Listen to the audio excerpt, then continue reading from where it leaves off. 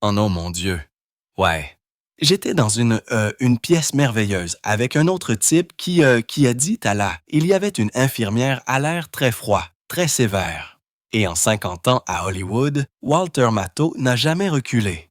Il a insulté les patrons de studio, dit au réalisateur d'aller au diable et a même dit une fois qu'il avait plus de talent dans son pet que Strand dans tout son corps.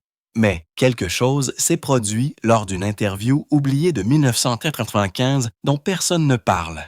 Les caméras tournaient. Les questions ont commencé normalement. Puis est venu le moment. Matthau s'est levé, a arraché son microphone et est parti. Ce qui s'est passé ensuite explique pourquoi cette interview est restée cachée pendant 30 ans. Walter Matthau est né le 1er octobre 1920 dans le Lower East Side de New York. Sa mère, Rose Barolski, avait fui la Lituanie pour échapper à la pauvreté et à la persécution. Son père, Milton Matanskaïski, venait de Kiev et faisait des petits boulots, parfois comme colporteur, parfois comme électricien. Leur vie était dure. Le Lower East Side était bondé de familles comme la leur. Plus d'un demi-million de Juifs d'Europe de l'Est vivaient dans ce petit coin de New York. Les rues étaient bondées. Les bâtiments tombaient en ruine. Il y avait des maladies partout. Les gens survivaient à peine. Walter l'appellera plus tard un cauchemar affreux, horrible et puant. C'était son monde d'enfant. Quand Walter avait juste 3 ans, son père est parti. Il a disparu sans un mot. Walter n'a même pas appris que son père était mort avant l'âge de 15 ans. Une lettre est arrivée de l'hôpital Bellevue.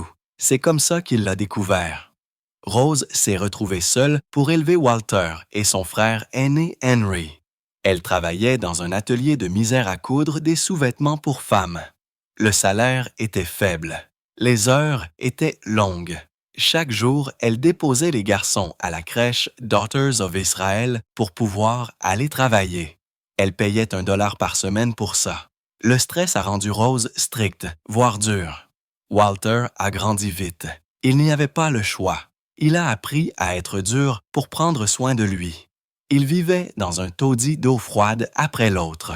Ces endroits n'avaient ni chauffage, ni eau chaude, souvent pas de toilettes privées. Parfois, il devait partager des toilettes avec tout l'étage. Il n'arrivait jamais à payer le loyer. Le propriétaire les jetait dehors et il devait trouver un nouvel endroit. Walter se souvenait s'être caché dans ses toilettes partagées, lisant Shakespeare juste pour échapper à la misère. La Grande Dépression a rendu les choses encore pires. Le petit salaire de sa mère ne pouvait jamais suffire. Les déménagements constants, le froid, la faim, tout cela l'a façonné. Il a appris à rire des difficultés. Il a appris à survivre. À l'âge de 6 ans, Walter se débrouillait déjà. Sur le toit de son immeuble, il organisait un jeu de cartes appelé banquier-courtier. Il vendait des bonbons, des sodas et des glaces dans les théâtres yiddish locaux. Les théâtres étaient remplis de gens qui voulaient un peu d'évasion. Walter leur vendait et il regardait les spectacles. C'est là qu'il a vu pour la première fois à quoi ressemblait le monde du spectacle. Les jeux de cartes, la vente, le visionnage, tout cela lui a appris à lire les gens, à repérer une opportunité. À l'âge de 11 ans, il a obtenu son premier rôle d'acteur. C'était un petit rôle dans une pièce appelée Le lave-vaisselle. Il gagnait 50 cents par spectacle. C'était une bonne somme d'argent pour lui, mais il n'a pas arrêté de vendre pendant les pauses. Il travaillait toujours au stand, vendant toujours des glaces et des boissons pendant l'entracte. Après avoir terminé ses études secondaires, Walter Matthau ne s'est pas lancé directement dans le métier d'acteur. C'était la Grande Dépression. Les emplois étaient difficiles à trouver. Matthau a pris tout le travail qui se présentait. Il a rejoint la Works Progress Administration, un programme gouvernemental qui donnait du travail aux gens quand l'Amérique était en difficulté. L'une de ses premières missions l'a emmené loin de New York. Il est devenu ouvrier forestier dans le Montana. Là, Matthau a planté des arbres et dégagé des sentiers, travaillant dur dans la nature sauvage. C'était une vie difficile, mais cela lui a appris la valeur du travail acharné. Matthau a également eu un deuxième emploi surprenant. Parce qu'il avait fait de la boxe quand il était adolescent, la WPA l'a embauché pour entraîner la boxe pour les policiers de New York. Il est censé y rester en force, censé rester en forme et a rencontré toutes sortes de personnes, des flics de rue coriaces aux jeunes hommes désireux d'apprendre. Ses premières expériences lui ont donné des histoires et des leçons qui sont restées avec lui pour toujours. Lorsque la Seconde Guerre mondiale a éclaté, Matteau n'a pas hésité. En 1942, il a rejoint les forces aériennes de l'armée américaine. Il a servi comme opérateur radio et mitrailleur dans la 8e force aérienne du 453e groupe de bombardement. Son travail était dangereux. Il maintenait les lignes de communication ouvertes pendant les missions et tirait avec des mitrailleuses pour défendre le bombardier. Son unité pilotait des B-24 Liberator au-dessus de l'Europe occupée par les nazis. Et Matteau n'était pas la seule future star dans le ciel. James Stewart, le célèbre acteur, était l'officier des opérations du groupe. Ensemble, ils ont fait face aux terreurs de la guerre, volant en mission au-dessus de l'Allemagne et de la France. La base de Matteau était à RAF Old Buckingham à Norfolk, en Angleterre. Là, il a atteint le grade de sergent d'état-major. Il a gagné 6 étoiles de bataille pour les grandes campagnes. Il a survécu à des raids au-dessus de Berlin. Il a soutenu le débarquement du jour J. Il a aidé à bombarder des cibles allemandes clés. Ses missions étaient mortelles. Beaucoup ne sont pas revenus, mais l'habileté, le courage et un peu de chance de Matteau l'ont aidé à s'en sortir. Quand la guerre a pris fin, Matteau est rentré chez lui. Il a utilisé ses avantages du GI Bill pour étudier le théâtre à l'atelier dramatique de la Nouvelle École à New York. Son professeur était Erwin Piskorn, un célèbre réalisateur allemand connu pour ses pièces politiques audacieuses. Mo a appris de nouvelles façons d'agir, se concentrant sur la vérité et l'émotion réelle. Ses camarades de classe comprenaient de futurs stars comme Marlon Brando, Tony Curtis et Rod Steiger. L'école a changé la vie de Matteau. Elle a aiguisé son talent et l'a mis en contact avec des personnes qui allaient pas s'y façonner le théâtre et le cinéma américain. En 1946, Matteau a fait ses débuts professionnels sur scène. Il avait 26 ans. Son premier rôle était dans Un des 1000 jours à Broadway. Il n'était pas la star. Il était la doublure de Percy Warham, qui jouait le cardinal Wolsey. Mais c'était un début. Matteau s'est vite retrouvé à couvrir 7 rôles différents dans la même pièce. C'était épuisant, mais cela lui a appris la discipline et l'art de la scène. Ses premiers jours lui ont donné les bases d'une longue et fructueuse carrière. Les années 1950 ont apporté un nouveau défi, la télévision. Matteau l'a relevé de front. Alors que de nombreux acteurs luttaient pour survivre entre les emplois sur scène, certains vendaient même des articles de sport chez Macy's. Matteau s'est tourné vers la télévision en direct. Il est apparu dans un incroyable 158 émissions au cours de cette décennie. Il s'agissait notamment de Studio 1, Armstrong Circle Theatre, Omnibus, Goodyear Theatre et Robert Montgomery Presence. Le travail était difficile. Les émissions étaient en direct. Il n'y avait pas de place pour les erreurs. Mais Matteau a prospéré. Le travail constant a fait de lui l'un des acteurs les plus adaptables et les plus fiables de New York. En 1955, la carrière de Matteau a atteint un tournant. Il a joué dans Will Success Spoil Rock Hunter à Broadway. La pièce a été jouée 444 fois. Son esprit et son charme lui ont valu des critiques élogieuses. La même année, il a fait ses débuts au cinéma dans The Cookian, jouant un méchant face à Burt Lancaster. Le film a rapporté 2,6 millions de dollars, un succès solide. Ses réalisations ont propulsé Matteau sous les projecteurs en tant qu'acteur principal au théâtre et au cinéma. Pourtant, Matteau a continué à travailler à la télévision jusqu'en 1965. Cette année-là, tout a changé. Il a joué dans Drôle de couple à Broadway et a remporté un Tony Award. Il est également apparu dans La Grande Combine avec Jack Lemmon. Son rôle d'avocat intrigant, Whiplash Willie, lui, a valu un Oscar.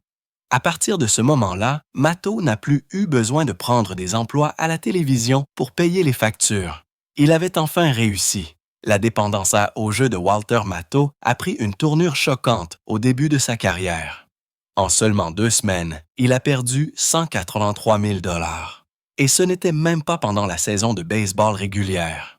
Il a gaspillé cet argent dans des matchs d'entraînement printaniers, le genre que personne ne prend au sérieux parce qu'ils sont si imprévisibles. Pour un jeune acteur qui essayait encore de se faire un nom à Hollywood, ce n'était pas juste une perte, c'était un désastre. Autant d'argent disparu si vite, plus de 13 000 $ par jour, était la preuve de la façon dont il jouait de manière imprudente à l'époque. Cela l'a ruiné financièrement. Mais les dégâts ne se sont pas arrêtés là. Le bilan émotionnel a été brutal. Ce moment l'a marqué à vie. Cela a déclenché une série de luttes qui le suivraient pendant des années. Son histoire montre comment même les stars les plus charmantes et les plus prospères peuvent être mises à genoux par la dépendance lorsque les enjeux sont aussi élevés. Pour couvrir ses pertes, Matthau s'est tourné vers des requins solitaires de la pègre. C'était un geste qui a rempli sa vie de peur. Ce n'était pas le genre de personne à qui vous vouliez devoir de l'argent. Les taux d'intérêt étaient insensés. Les menaces étaient réelles. Pendant 6 longues années, il a lutté juste pour effectuer ses paiements et rester en sécurité. Chaque fois qu'il était payé, cet argent n'allait pas à une vie meilleure. Il servait directement à éloigner les hommes dangereux de son dos. Même lorsque sa renommée grandissait, il vivait dans une anxiété constante, essayant de garder une longueur d'avance sur les personnes qui pourraient le ruiner. Les cicatrices de cette époque étaient assez profondes. Cela a changé sa façon de voir l'argent, le risque et même lui-même. Au cours de sa carrière, Matthau a estimé avoir perdu environ 5 millions de dollars au jeu. Il a dit un jour « J'ai gagné 50 millions de dollars en tant que star de cinéma, si vous me pardonnez l'expression, et j'en ai donné la plupart aux bookmakers. » Cette phrase n'était pas une blague, c'était l'amère vérité. Bien qu'il ait gagné une fortune, la plupart lui a échappé aux tables de paris et aux hippodromes. Et cela ne lui a pas apporté le bonheur. Matthau a admis que le jeu était une pure misère. Ce n'était pas amusant, ce n'était pas excitant. C'était juste une tentative désespérée de réparer quelque chose en lui qui ne se sentait jamais bien. Ces mots sont un avertissement sévère sur la façon dont la dépendance peut détruire, peu importe la somme d'argent que vous gagnez. Le stress de son jeu s'est manifesté d'une manière que peu de gens soupçonneraient. Matthau a développé une rainure permanente dans son pouce. Des années à se ronger les ongles en regardant des matchs, et des courses l'ont usé. Cette rainure était plus qu'une habitude. C'était la preuve de la tension avec laquelle il vivait jour après jour. Ses amis et les journalistes l'ont remarqué. Ils ont vu ce que le jeu lui avait fait, non seulement à son compte bancaire ou à son humeur, mais à son corps lui-même. Cette marque sur son pouce était une histoire silencieuse de décennies remplies d'inquiétudes et de regrets. En 1966, Walter Matthau était en plein tournage de La Grande Combine avec Jack Lemmon et Billy Wilder lorsque la catastrophe a frappé. Le 27 novembre, il s'est effondré sur le plateau à la suite d'une crise cardiaque massive. Il n'avait que 46 ans, mais des années à fumer jusqu'à 3 paquets par jour, à jouer toute la nuit et à éviter l'exercice avaient fait des ravages. L'équipe était stupéfaite. La production s'est arrêtée pendant des mois, pendant que Matthau se battait pour sa vie. Les médecins l'ont averti que sans changements radicaux, il ne verrait pas une autre année. Cette frayeur l'a forcé à jeter un regard dur sur ce qu'il s'était fait à lui-même. Matthau est revenu de cette crise cardiaque en tant qu'homme nouveau. Il a complètement arrêté de fumer, même après des années de dépendance. Il a cessé de jeter des milliers de dollars dans les casinos et les hippodromes. Au lieu de cela, il a trouvé une nouvelle passion, la marche. Chaque jour, il parcourait les rues et les plages près de sa maison de Pacific Palisades, parcourant 15 miles par semaine. Il variait son rythme, parfois en forçant, parfois en ralentissant pour respirer l'air de l'océan. Il ne s'agissait plus seulement de sa santé. Ses amis ont dit qu'il était devenu plus calme, plus concentré et avait même commencé à inciter les autres à se joindre à lui. Sa femme Carole a dit qu'il était comme un prédicateur pour une vie saine. Mais les problèmes de santé ne se sont pas arrêtés à une crise cardiaque. En 1976, Matteau a subi un pontage cardiaque. À l'époque, la chirurgie à cœur ouvert était risquée. Beaucoup auraient pris leur retraite. Pas Matteau. Il s'est remis au travail en quelques mois. Il a joué dans La Chèvre et a continué avec force jusqu'à ses 70 ans. Quand les gens lui demandaient s'il prendrait sa retraite, il en riait. « La retraite est étrangère à mon vocabulaire », disait-il. Même après d'autres problèmes cardiaques dans les années 1980, il a continué à jouer. Certains de ses meilleurs travaux ont eu lieu pendant ces années, comme dans Drôle de couple 2 en 1998. Il parlait souvent de la façon dont cette première crise cardiaque lui avait donné une seconde vie. Il a dit que cela lui avait fait réfléchir à ce qui comptait vraiment. Il chérissait le temps passé avec sa famille, en particulier son fils Charlie. Il a choisi des rôles qui avaient du sens pour lui au lieu de courir après la gloire. Et il est devenu une voix forte pour la santé cardiaque, avertissant les autres d'éviter ses erreurs. Pourtant, malgré toute sa croissance, le feu de Matteau ne s'était pas refroidi. En 1968, pendant la réalisation de Hello Dolly, il s'est violemment heurté à Barbara Streisand. Elle avait 26 ans, il en avait 48. Les deux ne pouvaient pas être plus différents. Streisand était jeune, motivé et voulait des reprises pour que tout soit parfait. Mattos voyait cela comme de l'arrogance. Il s'est emporté et l'a traitée de Miss Ptoine, suggérant qu'elle était du poison. Il ne voulait même pas être dans la même pièce qu'elle, à moins que le scénario ne l'exige. Leur bataille était si féroce qu'elles ont presque fait dérailler la production. Même si le film avait un budget alors énorme de 20 millions de dollars, les insultes ne se sont pas arrêtées là. Matteau lui a même dit un jour « J'ai plus de talent dans mon plus petit pet qu'elle n'en a dans tout son corps ». C'était l'une des critiques les plus dures jamais entendues sur un plateau de tournage hollywoodien. Il l'a même comparée à un boa constrictor et a dit qu'elle était une attraction monstrueuse qui est devenue célèbre avant d'avoir appris à jouer. La querelle est devenue si grave que lorsqu'est venu le moment de leur Suzanne de mariage, Matthew a refusé de l'embrasser. Le réalisateur a dû truquer le baiser avec un travail de caméra astucieux, laissant les téléspectateurs aux yeux d'aigle repérer l'espace entre leurs visages. La colère de Matteau a débordé sur le patron du studio, Richard Zanuck. « Ai-je besoin d'une crise cardiaque? Ai-je besoin d'un ulcère? » a-t-il supplié. Mais Xanax a rétorqué. « Le film ne s'appelle pas « Hello Walter ». Cela disait tout. Streisand était la star. Le studio la soutenait, pas lui. Et la tension sur le plateau est devenue aussi légendaire que le film lui-même, qui a fini par être un flop au box-office malgré son budget massif. L'Oscar, remporté par Walter Matthau pour La Grande Combine en 1966, a tout changé pour lui. Avant cela, il était respecté, mais pas une star majeure. Dans la comédie acerbe de Billy Wilder, Matteau jouait Whiplash Willie Gingrich, un avocat rusé avec un esprit vif et un charme ébouriffé. Le film est sorti en octobre 1966 et a marqué la première fois qu'il a travaillé avec Jack Lemmon. Ce duo est devenu l'un des plus grands d'Hollywood durant 10 films et plus de 30 ans. Sa performance était si forte que, bien qu'il ait subi une crise cardiaque pendant le tournage qui a causé des mois de retard, il est tout de même reparti avec l'Oscar du meilleur acteur dans un second rôle lors de la 39e cérémonie des Oscars en avril 1967. Il a battu de grands noms comme James Mason et George Segal.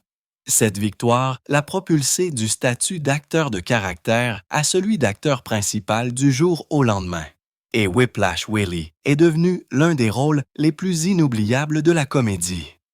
À peine un an plus tôt, en mars 1965, Matteau a fait sa marque à Broadway. Il a joué Oscar Madison dans Drôle de couple au Plymouth Theatre. Son journaliste sportif désordonné et à la langue acérée a illuminé la scène, et sa chimie avec Art Carney, qui jouait le délicat Félix Ongar, était électrique. La pièce a été jouée un nombre incroyable de 964 fois. La version d'Oscar par Matteau lui a valu le Tony Award du meilleur acteur dans une pièce. C'était son deuxième Tony, le premier venant d'un coup de chance en 1962. Ce qui rendait la chose encore plus surprenante, c'est qu'à l'âge de 44 ans, Matteau n'avait jamais été la tête d'affiche d'un spectacle de Broadway auparavant.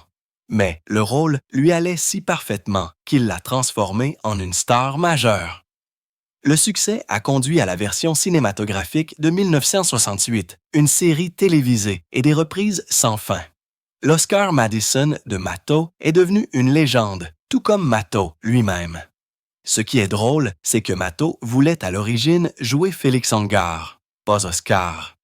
Il a dit à Neil Simon qu'Oscar semblait trop facile parce qu'il ressemblait trop à sa vraie personnalité. Matteau voulait le défi de jouer le propre et nerveux Félix, mais Simon lui a dit carrément de jouer Oscar ou d'aller trouver une autre pièce. Même après que le spectacle soit devenu un succès, Matteau a continué à dire, dans des interviews, qu'il aurait pu aussi bien faire Félix. Il a même suggéré d'échanger les rôles avec Art Carney après 1 an, mais le réalisateur Mike Nichols a rejeté cette idée. Neil Simon a déclaré plus tard qu'il était difficile d'imaginer Matteau autrement qu'en Oscar. Avec le recul, c'est incroyable à quel point nous sommes passés près d'un couple étrange très différent. Neil Simon pensait beaucoup à Matteau. Il l'a appelé le plus grand acteur instinctif que j'ai jamais vu. Simon a déclaré que le style de Matteau, sa nonchalance, son regard fatigué, son humour sec ont inspiré le personnage d'Oscar Madison. Du sens d'or de ses M90 avec un visage tombant, Matteau pouvait transformer une simple ligne en or de comédie juste avec le timing. Simon a estimé que la personnalité de Matteau a donné vie à la pièce. Même George Burns a dit que Matteau n'avait pas besoin de lignes amusantes parce qu'il était intrépide. Le mélange de charme et de prestations incisives de Matteau a contribué à faire d'Oscar Madison l'un des grands personnages de la comédie américaine. Le succès de Matteau sur grand écran ne s'est pas arrêté à la grande combine. En 1971, il a joué dans Coach, réalisé par Jack Lemmon. Matteau a joué un vieil homme veuf qui se lie d'amitié avec une adolescente enceinte, gagnant une nomination aux Oscars pour le meilleur acteur lors de la 44e cérémonie des Oscars. Cela a montré qu'il pouvait faire plus que jouer le grincheux. Puis, en 1975, il a fait équipe avec George Burns pour The Sunshine Boys, jouant la moitié d'une équipe de comédie en conflit. Ce rôle lui a valu une autre nomination pour le meilleur acteur lors de la 48e cérémonie des Oscars. Il a perdu les 2 fois, d'abord contre Gene Hackman pour French Connection, puis contre Jack Nicholson pour Vol au-dessus d'un nid de coucou. Mais ces nominations ont confirmé ce que tout le monde savait déjà. Matteau était l'un des meilleurs, un maître dans l'art de faire rire et ressentir le public en même temps. Walter Matthau et Jack Lemmon ont illuminé l'écran ensemble comme peu de duos l'ont jamais fait. Entre 1966 et 1998, ils ont joué ensemble dans 10 films. C'est une réalisation rare à Hollywood. Leur succès le plus célèbre, Drôle de couple, en 1968, est devenu une telle sensation qu'il a inspiré une émission de télévision et 30 ans plus tard, une suite. Ils ne se sont pas arrêtés là. Première page en 1974, Vieux ronchon en 1993 et En mer en 1997 ne sont que quelques-uns de leurs succès communs. Les critiques et les fans les ont qualifiés de l'un des couples les plus réussis de l'histoire d'Hollywood. Même en vieillissant, le public les adorait. Vieux ronchon a rapporté plus de 70 millions de dollars aux États-Unis. Un énorme succès pour une comédie avec des so-stars dans leurs 70 ans. Lemmon n'a pas seulement joué avec Matteau, il l'a même dirigé dans Coach en 1971. Leur lien était réel à l'écran comme hors écran. Hors écran, la vie de Matteau était tout aussi remplie de drame et d'amour.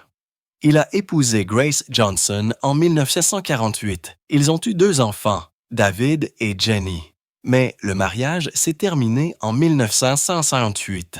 Pendant ce temps, Matteau a lutté contre un problème de jeu qui l'a laissé profondément endetté, des centaines de milliers de dollars. Sa chance a tourné lorsqu'il a joué dans le succès de Broadway Will Success Spoil Rock Hunter en 1955. C'est là qu'il a rencontré Carol Marcus Sohian. Carole n'était pas étrangère aux romances qui faisaient les manchettes. Elle avait épousé et divorcé du célèbre écrivain William Saroyan, non pas une fois, mais 2 fois. Matteau et Carole se sont mariés en 1959 et ont eu un fils, Charles.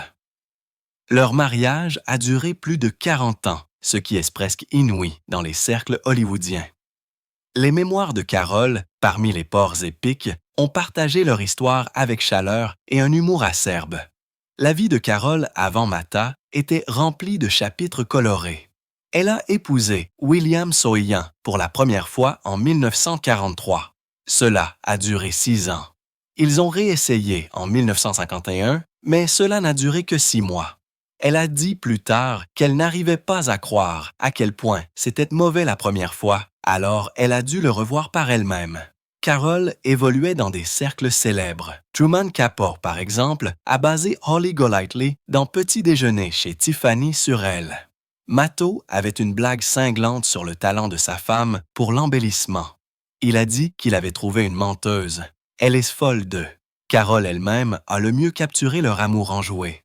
Je t'aime parce que tu sais que je mens et tu laisses tomber. Le lien de Matteau avec son fils Charles était également quelque chose de spécial. Charles est né en 1962 et a grandi autour des plateaux de tournage. Walter l'appelait son meilleur ami, disant que cela avait commencé juste une demi-heure après la naissance de Charles.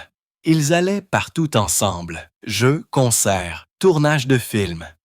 Charles est devenu réalisateur et a donné à son père un rôle principal dans La Harpe d'herbe en 1995, basé sur une histoire de Truman Capote.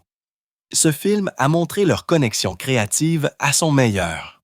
Walter a toujours été fier de son fils, l'appelant sa fierté et sa joie. Le long mariage de Walter avec Carole ne concernait pas seulement l'amour. Cela a changé sa vie. Il a dit qu'elle l'avait sorti d'un abîme de vase primordial. Carole a apporté de la lumière et de l'ordre dans son monde. Leur maison reflétait son style original avec des fleurs, des poupées et toutes sortes de fantaisies. Après plus de 40 ans, ils étaient toujours profondément connectés, faisant face ensemble à la gloire, à la maladie et à la perte. Carole a dit un jour, « À ce jour, c'est lui », et elle le pensait. À l'écran, Matteau ne s'en est pas tenu qu'au rire. Dans Le flic ricanant en 1973, il a joué un flic fatigué et hanté de San Francisco pourchassant un tireur de masse qui a tué 8 personnes dans un bus, y compris son partenaire. Le film s'est ouvert sur un massacre brutal qui a choqué les téléspectateurs. Le flic de Matteau n'était pas un héros au visage d'ange. Il était las, en colère et désespéré de justice, montrant un côté sombre qui était bien loin de ses rôles amusants habituels. Puis est venu Hopscotch en 1980. Ici, Matteau a joué un agent de la CIA intelligent qui, après avoir été forcé de quitter son poste, a décidé de se venger de ses patrons en écrivant un livre révélant tous leurs secrets. Le résultat a été une aventure folle, amusante et intelligente. Il a déjoué ses ennemis à chaque tour tournant, voyageant dans le monde entier et gardant une longueur d'avance. La carrière de Walter Matthau a connu un second souffle dans les années 1990 et ce fut l'un des retours les plus surprenants à Oh, I Saw Hollywood. En 1993, il a joué dans Vieux Ronchon, jouant Max Goldman. Le film réalisé par Donald Petrie montrait Matthew comme un voisin grincheux qui se querellait avec le personnage de Jack Lemmon, John Gustafson, depuis des décennies. Leur rivalité sans fin a pris une tournure amusante lorsqu'une nouvelle voisine, Ariel, jouée par Anne Margaret, a emménagé et a attiré leur attention à tous les deux. Cela a déclenché une nouvelle vague de pitreries et de moments sincères. Les spectateurs de tous âges ont adoré le charme et l'humour du film. Cela a rappelé à tout le monde que Matthau, même dans ses 70 ans, pouvait toujours mélanger son extérieur rugueux avec de la chaleur et offrir de l'or de comédie pure. Le succès du film ne s'est pas arrêté là.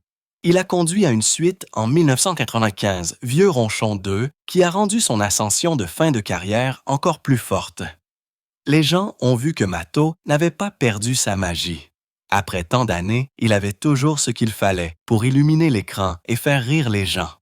Il a continué à travailler jusqu'à la fin de sa vie. Son dernier film était Accroche-toi, en 2000. Réalisé par Diane Keaton, le film est sorti en février de cette année. Il racontait l'histoire de trois sœurs aux prises avec leur père, vieillissant difficile, qui était joué par Matteau. Même si le film n'a pas reçu d'excellentes critiques, les gens ont remarqué à quel point sa performance était touchante. Il a joué un homme grincheux mais vulnérable, et cela semblait réel. C'était le dernier chapitre d'une carrière qui a duré plus de 50 ans. Ce qui rendait la chose encore plus remarquable, c'est que Matteau a continué à jouer malgré de graves problèmes de santé. Il avait une insuffisance rénale, des problèmes cardiaques et est resté dévoué à son travail. Sa passion pour le jeu n'a jamais faibli et il a continué jusqu'à ses derniers mois. Le 30 juin 2000, Matteau a subi une crise cardiaque massive à son domicile. Il avait été emmené au St. John's Health Center à Santa Monica en arrêt cardiaque complet. Tôt le lendemain matin, le 1er juillet 2000, il est décédé à 1h42 du matin. Il avait 69 ans. Matteau avait combattu des problèmes de santé pendant des années. Il avait subi un pontage cardiaque en 1976, avait subi des crises cardiaques plus tôt, avait combattu une pneumonie en 1999, avait subi une dialyse pour une insuffisance rénale et avait même fait retirer une tumeur non maligne en 1995. Sa mort a été une lourde perte pour Hollywood. Il a été enterré au Pierce Brothers Westwood Village Memorial Park à Los Angeles. Les fans et les autres acteurs du monde entier l'ont pleuré. Tout le monde se souvient de lui pour son charme bourru, son esprit vif et sa présence inoubliable. Son œuvre était immense. Il a joué dans plus de 20 pièces de Broadway, est apparu dans plus de 150 émissions de télévision et a joué dans des dizaines de films. L'un de ses plus grands moments est survenu en 1965, lorsqu'il a joué Oscar Madison dans Drôle de couple de Neil Simon à Broadway. Ce rôle lui a valu un Tony Award et a fait de lui une star également dans la version cinématographique. Sa voix rauque, sa posture avachie et son timing comique parfait en ont fait un favori du public. Son influence est allée au-delà du jeu d'acteur. Dan Castellaneta, la voix d'Homer Simpson, a d'abord basé la voix d'Homer sur le ton bourru de Matteau. Même si la voix a changé plus tard, cette touche originale de Matteau est restée au cœur de celle-ci. Les futurs acteurs et comédiens l'ont admiré, inspiré par la façon dont il mélangeait l'humour et le cœur dans chaque rôle. En coulisses, Matteau était célèbre pour ses farces. Il adorait faire rire les gens hors caméra. Il a dit un jour aux gens que son deuxième prénom était Foghorn en plaisantant, un clin d'œil amusant à sa voix rauque et profonde. Il a également inventé des noms loufoques comme Matushansky, juste pour voir comment les gens réagiraient. Ce côté enjoué de lui l'a rendu encore plus aimé par ceux qui ont travaillé avec lui.